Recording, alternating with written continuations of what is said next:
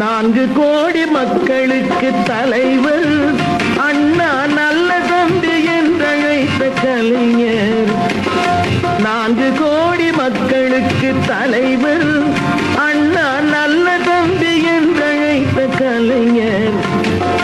தேன் தமிழை வாழ வைக்க தென்னகத்தை உயர வைக்க, தேன் தமிழை வாழ வைக்க தென்னகத்தை உயர வைக்க, தேனி போல தான் உழைக்கும் தமிழர்.